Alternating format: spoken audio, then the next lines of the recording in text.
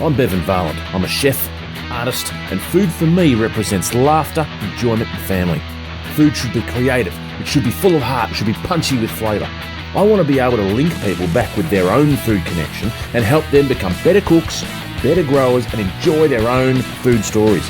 I'm on a mission to show people how local, homegrown and sustainable food can be awesome. G'day guys, welcome to Food to Eat, off on an amazing adventure today, checking out everything to do with goat's cheese at the amazing Meredith Dairy. Let's get cracking straight into it. We've come down to the kidding shed, Rugby. This is obviously where your milk will eventually come from, isn't it? That's right, Bevan. You've got to start with a baby goat, and this one that you've got in your hands here could be under 2 weeks old. Under 2 weeks old, yeah. 10 days old, and same with this one here. Yep. That's a little Toggenburg. Okay. And this is a British Alpine. They're black and white, distinctive colours on them. Yep. So you run pretty much three main breeds? Yes, we do. Yes, there's these two. The colours are obviously very cute, and there's the white goats, which is Salmon goats. Yep. And that's the predominant gene. And the white goat. Yeah, the white goats will always be. There's always more white goats than coloured goats. Okay. Which is the best milking goat out of those three breeds, or are they all pretty similar? They're all very similar. There is a perception that white goats are better dairy goats, but we do a lot of herd testing, and we found that the best goats can come in all shapes and sizes. Oh, okay. And conformations. Yeah, right. So these obviously all year round.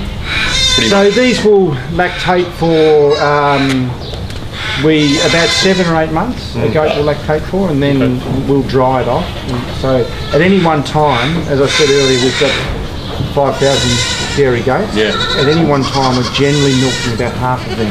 Right. So we're milking about 2,500 at all times. Yeah. The others are either been dried off, or they're pregnant, waiting to give birth to these beautiful kids we've got here. They're gorgeous. And then they will then. We'll hand raise the kids. Does that make a difference, hand raising? It does, Bevan, it does. It makes the goats a lot quieter. Feisty little one, that one. So these here I'm pretty sure these are a September drop. Okay. So they are by September, October, November, so 3 months old. Yeah. Okay. Yep. Yeah. So this one's probably a bit older. It's quite a big one there, but this is about weaning size. Those sizes there. Yep. So it's about 23 kilos, around the 20 to 25 kilos. 23 kilos is our. Was stated that's our weaning weight. Right. Okay.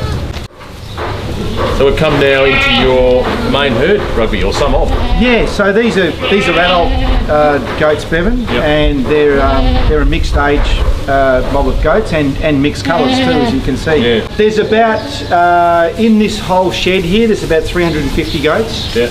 They'll give 2.5 to 3 litres a day, and they eat a mix of high quality hay, cereal grains like oats and wheat. Do you get sorry, I'll just grab my shoelace from this one. Excuse me. Thanks. Do you get a lot of your straws and your barleys and things that you were just telling us about? Do you get a lot from your cropping here? Yes, yeah, we do. We try and get what we can. This year we've had a good year for hay. We've cut a lot of silage as well, which is a fermented fresh grass. So we're cooking some beautiful goat's cheese straight from Meredith Dairy. These are some of my favourite ingredients, and I thought you get this beautiful goat's cheese which has an ash over it. That is sublime and brilliant as it is, so let's not screw with it at all. Let's keep that flavour natural. Some things in nature you just leave as is. So we've got we're doing a salmon, asparagus, some lemon, some tarragon salad with some beautiful rocket. So let's get our salad started off. It's really simple. Okay, salad bowl. You want to get a little bit of olive oil in there. That's going to dress all of our leaves, obviously. Get it on the outside. Normally you make your dressings last. This circumstance, I'm making it first. We're actually going to do it all in the one big bowl. I'm going to stick a little bit of verjuice. Normally you do vinegar or lemon or something like that. Verjuice is kind of a little bit less acidic. It's got a sweetness. It's basically an unfermented grape juice. That's whacking over there. So you can see in there the nice colours in there. They're going to go together. What you need to do is actually stick it together with a little bit of mustard. Let's whack a little bit in there. Okay, just on the side. That's all we need. That's just going to basically pull it all together. It kind of works in the same way that an egg yolk does. Let's whisk it around in there. And see how it instantly pulls that together. You'll get that sweetness from the verjuice, the glisten from the olive oil. Okay, let's try that. That's all it needs. It's beautiful, it's sexy, it's sweet. Here we go, some little rocket leaves. We want to go straight in like that. Nice handful of rocket leaves. Beautiful. Okay. Next ingredient here, I've got some beautiful French tarragon. It happens to be in season. Actually goes really great with goat's cheese. We want to leave a few of those little branches in. So let's just get him in like that. Put him into nature. A little bit more tarragon. It's kind of got this really earthy, sort of zingy sort of flavour to it. Whack him in like that. And you can see the glisten. It sort of reacts with that rocket a little bit, and it's sort of got a different texture in the leaf. Okay, that's cool. Now, beautiful lemon. This has come from my wife Amber's uncle's lemon tree, little wogman, beautiful. Got this lovely little peeler that's just basically going to julienne our lemon peel. You want to get that in there. All those natural oils are going to come out there. Take all that beautiful skin off. There we go, lovely. Whack that over there. You can see that breaks it instantly. So you've got instant julienne. It's magical. Okay, that's that. We're going to grab a couple little bits of asparagus. I'm going to put some in the salad, some on the actual presenting board. That's baby asparagus. You can literally eat it just like that. It's stunning. All right. Take the little ends off. Throw them over there. Simply break them in half. Like that. Dressing's at the bottom.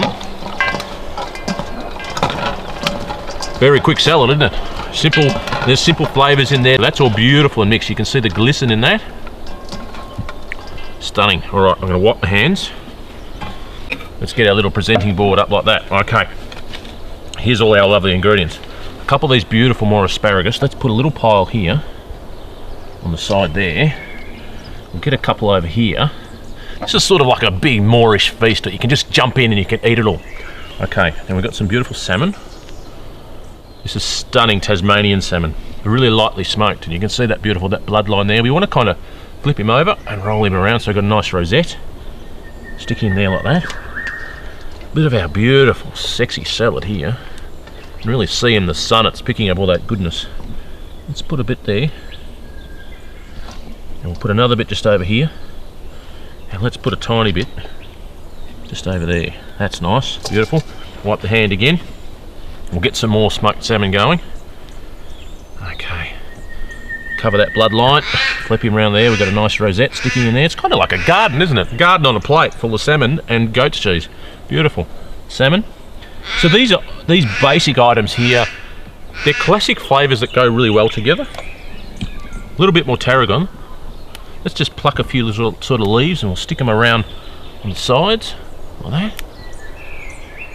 There we go. Another couple of asparagus we've got. We can just sort of put up on an angle. Wipe the old hands. Now, pièce de résistance. Here we go. So this is a Meredith goat's cheese. This is their soft chev, and it's basically been covered in an ash. So that is beautiful. It's got a real zing. It's stunning. All right. Let's just crumble a bit here. You can see the texture of that ash is already coming out. A little bit around, little crumbs here and there. There we go. Give me a hey Darren on the camera. You're gonna enjoy this, aren't you, mate? Oh yeah. Here we go. Look at that beautiful goat's cheese. Let's stick a bit across here. I'm going to use the whole thing, so I know the crew are going to love it. I'm going to love it too. Let's go this little pile over here. Look at that. Now, I want to get a little glisten of olive oil. Just a little bit. Just going to give it a bit of texture and a bit of life. A couple of dots. That's beautiful. I like that. And then we're just going to finish it off. Just a dash of added verjuice. Just a dash. There we go. Oh yeah, like it. So there you go. It's a stunning, beautiful ash goat's cheese, some rocket, some lemon, some smoked salmon and some asparagus. We're going to woof into that, aren't we?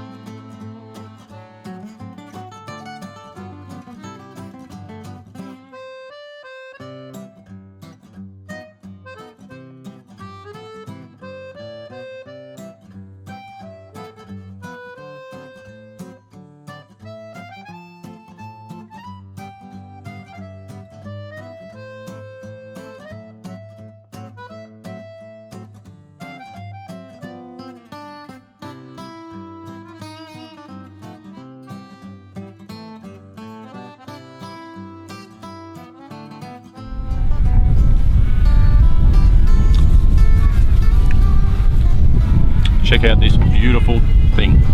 Stunning side of Meredith, where they make the cheese. You can see this beautiful pasture. This is the little special thing I wanted to show you here. This here is basically the fresh goat's curd. Now that's 24 hours old. That's the process before it goes to cheese. When you taste this, you can see it's got that similar consistency, but it doesn't have the acidic sort of taste to it. So a simple thing like this needs to be done really simply. As I said, with a product that is so simple and beautiful, I really don't think you need to do anything too much with it. So all I've got here is a bit of sourdough bread. We're going to get a nice clump of that on like that. Two best things that nature has created: goat's cheese and honey. I'm going to sit here before I get back in the car as we go back to Sydney, eat this, and look at this beautiful pasture.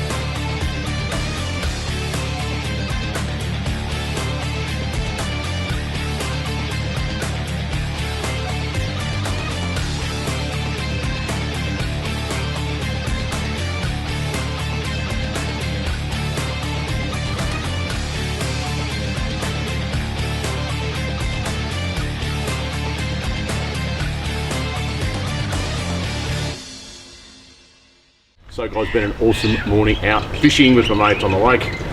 Caught this amazing rainbow trout. It's stunning. Now normally with that rainbow trout, with that really soft and delicate flesh, you want to slow cook it. This time around, I want to do something a bit different. I want to sort of punch it up a bit. I want to make it really go boom with the flavour. Right, I'm going to do a southern fried rainbow trout in this little bowl here. I've got plain flour, I've got salt and pepper, I got some lemon rind, I got some spices, I got some Cajun spices, I got some paprika, some onion powder, everything like that. I just want to literally give this little trout a fantastic flour. And I want to make sure all that flour, I'll put it on the board. Let's get it on like that. All on like that. There we go, look at that. A little trout. Test that flour. Yeah, you can see how she's bubbling in there. It's a really good sign. She's really hot and ready to go. All right, here we go. Lower it in. And do it away from us. Lovely. Now I'm actually going to be a little bit tricky for you guys. I really want to get that flavour imparted in. Once that rainbow trout has been going for about a minute, I want to pull him out, put him into some fresh flour, flip him around a bit, and then put him back in so it develops a really nice crust. So, I'm going to get some flour down on the board. Try not to cover myself. Lovely. Right, he's firmed up, you can see in there. Drip some of that oil off. Let's get him back into that flour. I really want that flour on top of the skin because I want that skin to go crusty. There we go. Just rub it in, get it all over. All right, that's good. All right. Put it back in the oil. Ah, now we're going. Trout's been in there for about 2 minutes on each side. It's now time to scoop him out really gently.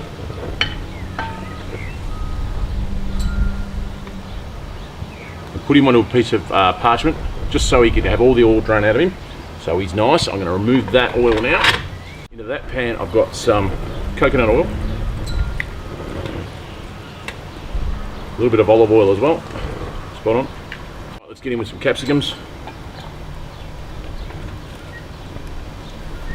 I've got some beans. I've got some baby corn. Let's get that in. And I've got these amazing purple broccoli straight from the garden. They can go straight in as well. I've got some spring onion that I picked. Another bean. I found this lovely purple sage. I'll use that for garnish, but those sage leaves, I'm going to throw that in as well. More spring onion. Some stunning rainbow shard. Rip him up.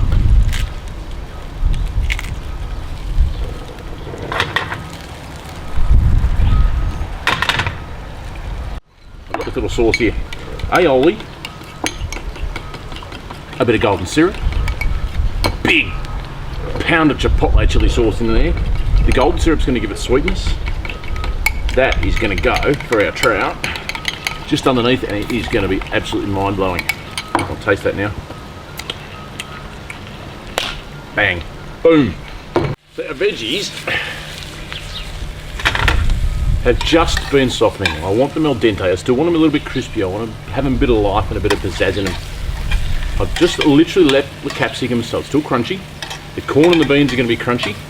The silver beet is just basically wilting. I've just put a little bit of salt in that, and that's literally all she needs. Let's leave that there. Now my fish has been sitting for a couple of moments. Let's do this. Watch this. The skin will literally peel straight off there, and you're left with the most beautiful, soft and delicate trout you can imagine. Right, onto our sauce.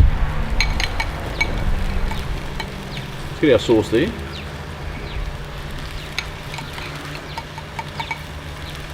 Another one like this. Lovely. Let's get a bit of veg just into that centre.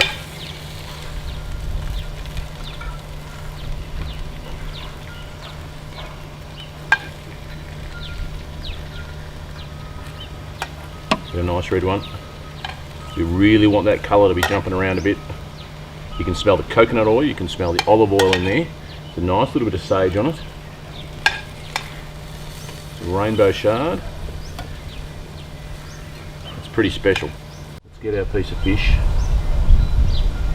and lay it across the top. Lovely. Here's our little choggy beetroot.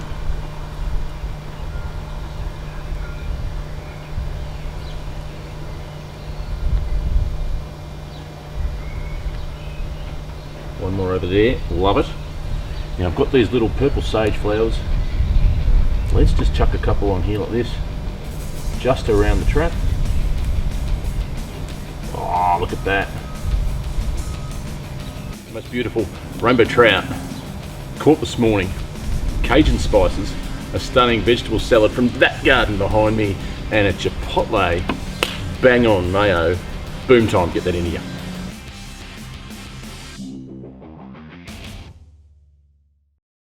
G'day guys, welcome to my front yard. I've always had this knack, and this strange weird knack of unique food always appearing to me when I need to cook it exactly at the right time.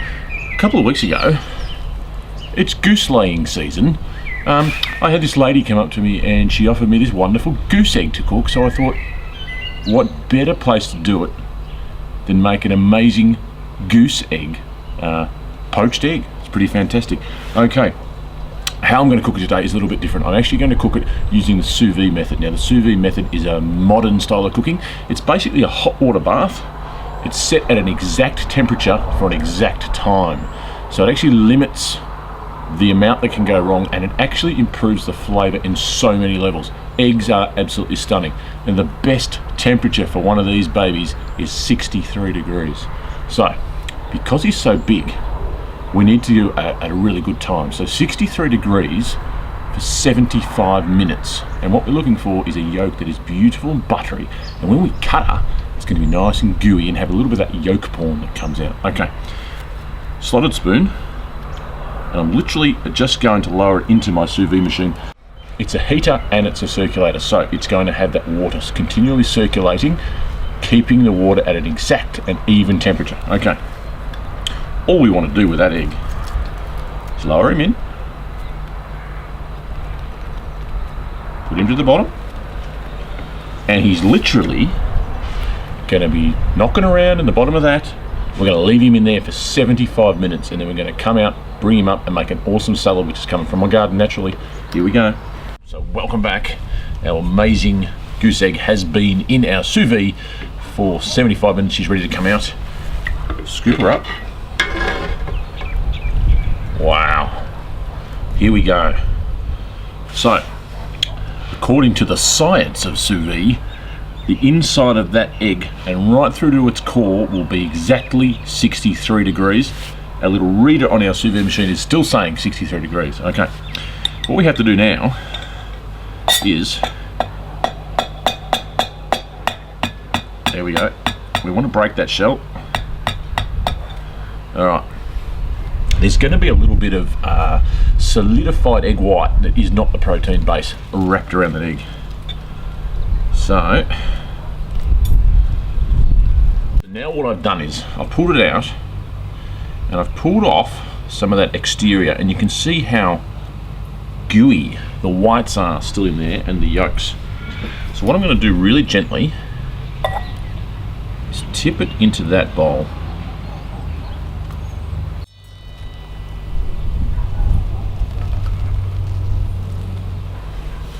Now what I've done is I've tipped him really gently into the sous vide water. Now the sous vide water I've turned up a little bit higher. I've put in a little bit of white vinegar in there just to hold that together. And that's going to just push around, and it's going to seal the whites in around the yolk. I'm going to give that a couple minutes. Whilst that's still going, I'm going to do our plate. Into this bowl here, I've just got a little bit of aioli, a little bit of dry beetroot powder. Check my egg. Yes, it's holding together perfectly. Okay.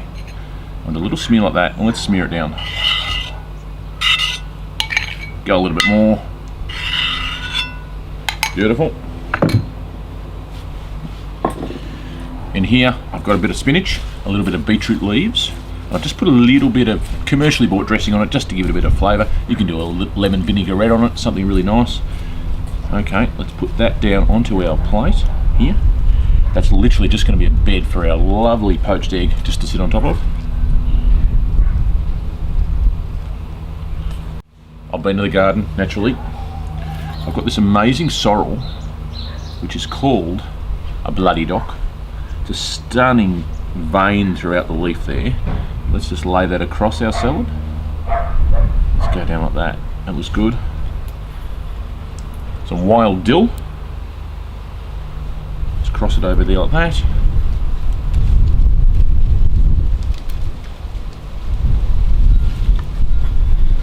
Got a couple of rocket flowers, and that's the real arugula.